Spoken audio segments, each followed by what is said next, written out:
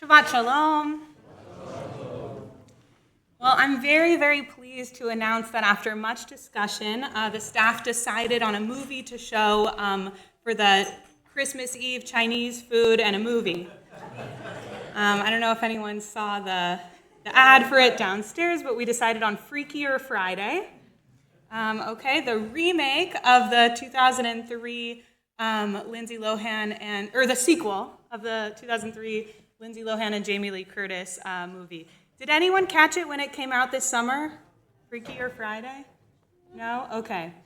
Well, I was very excited when I found out that they were making a sequel because I remember it coming out when I was a kid and just loving it being hilarious. Recently the teaser trailer just dropped for The Devil Wears Prada 2. So apparently we're just at the time where the movies from my childhood are finally getting their second act. Of course, there was the original Freaky Friday in 1976. I never saw that one. Then there was the one with Lindsay Lohan and Jamie Lee Curtis.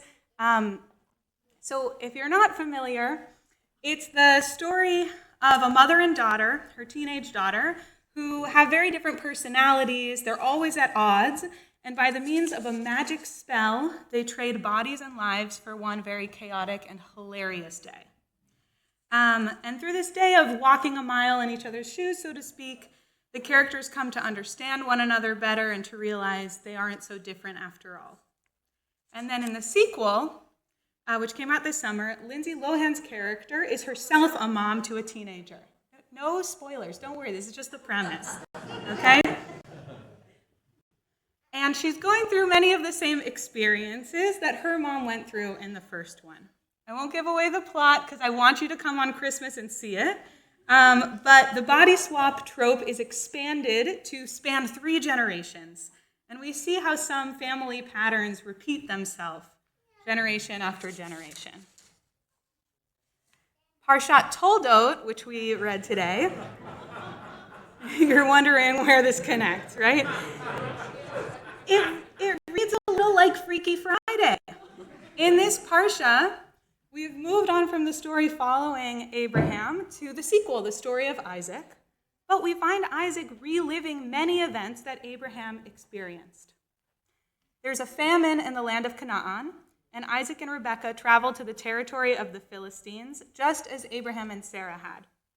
There, Isaac passes off his wife as his sister out of fear for his own life, which results in confusion and fear from Avimelech, the king of the Philistines. He even has the same name. It's either the same person or that's what they always call their king.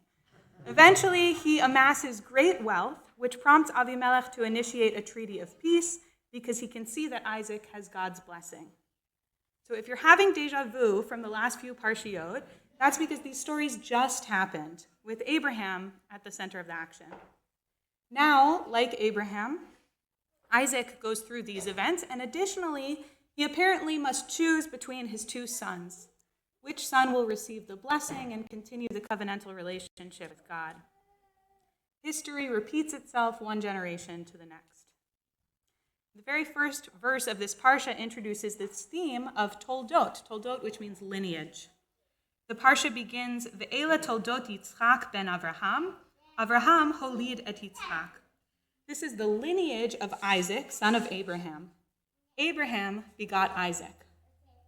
All of the commentators ask the same question. Why do we need to say the same thing twice? If we just said Isaac is the son of Abraham, why tell us Abraham begot Isaac? Rabbi Chanoch of Alexandrov teaches that this is how Abraham and Yitzchak saw themselves. For Isaac, his highest merit was being the son of the great Abraham.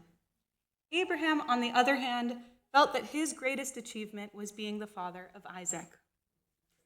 Rabbi Michael Wasserman of the New Shul, whose weekly Divrei Torah I follow, writes, the lesson is that our identities are always intertwined. Like Abraham and Isaac, we are defined by our relationships. Who we are is who we are to each other. Alone, we struggle to maintain a sense of self. While I would think we would all hope to have substantive identities beyond being the parent or child of someone, it's true that our relationships, especially family relationships, are absolutely foundational to to who we are and who we become. I don't mean that in a deterministic way either. We aren't predetermined to repeat the patterns of our parents and ancestors. But how we grapple with and draw from our lineage has a powerful impact on how we live our lives. At the center of the Parsha is an episode that could easily be missed amidst the drama of Jacob and Esau, but which gets at the heart of this grappling with lineage.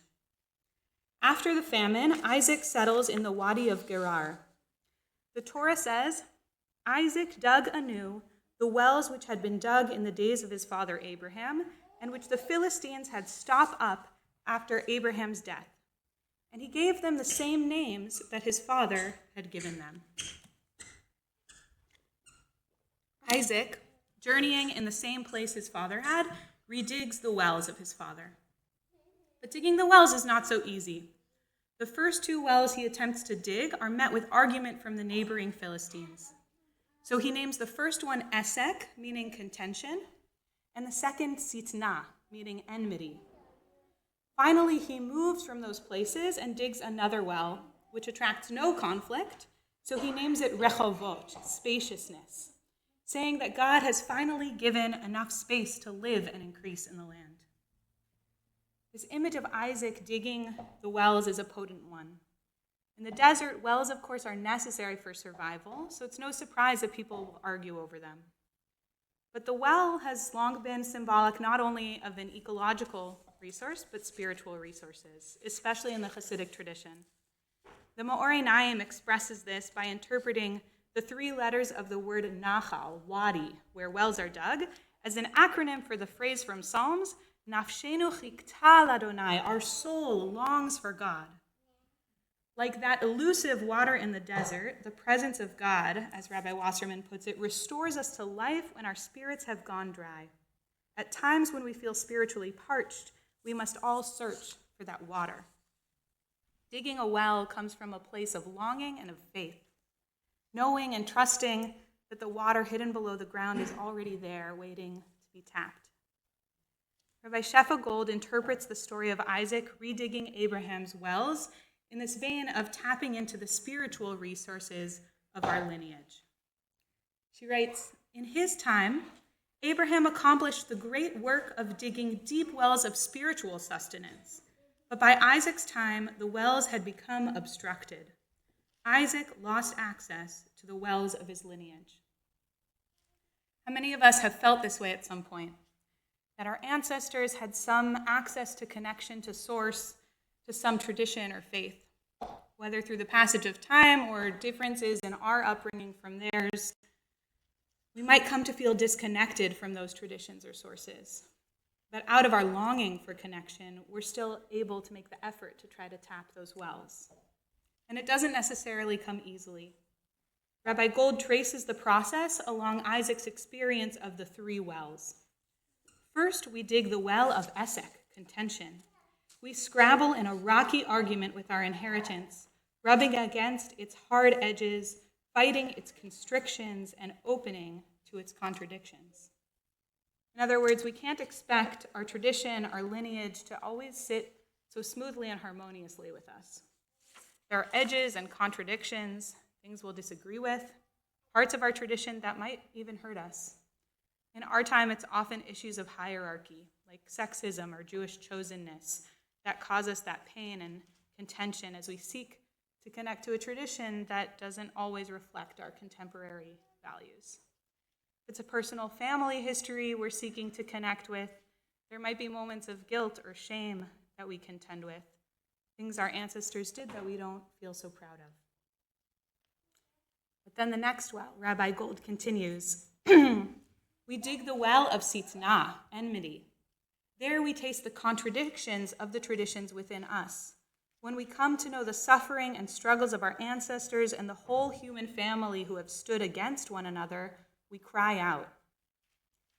Connecting with our lineage means understanding something of the pain our ancestors have gone through, the hardships and the conflicts of our family members, fellow Jews, and fellow humans.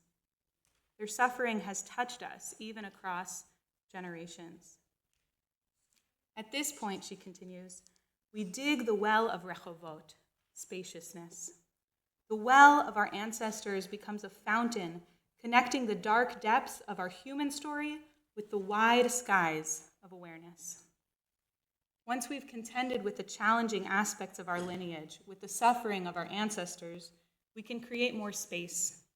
Space for both their experiences and our own, for our commonalities and our differences, for what we want to take from their ways and where we want to depart and take our own path. In the book of Breshit, and especially in the Parashat of Tol'dot, we see patterns repeating from generation to the next. And the greatest source of conflict and pain between fathers and sons, between brothers, between mothers, is this sense of scarcity of blessing. In each generation, only one son receives the blessing and the birthright. Only one son is destined to continue the covenant with God, Ishmael or Isaac, Jacob or Esau. It leads to the cruelty of casting out Hagar and Ishmael into the wilderness, the exploitation of deceiving Isaac in his blindness. And in the generation to come, Jacob's favoritism of Joseph will tear the family apart even further. To continue quoting Rabbi Gold, this system of limiting blessing and creating hierarchy is born of the belief that love and blessing are finite. But from the well of spaciousness comes the wisdom that our fates are bound up with one another. Your loss, your suffering is also mine, and true blessing is shared. At the well of spaciousness, I slake my thirst with the knowledge that the source of blessing knows no bounds, and that we are each capable of accessing that blessing directly. May we have the curiosity to dig deeply into our lineage and tradition, drawing up spiritual resources from our ancestors. May we have the fortitude to persist even when it's hard, so that we come to find expansiveness and abundant shared blessing. Shabbat Shalom.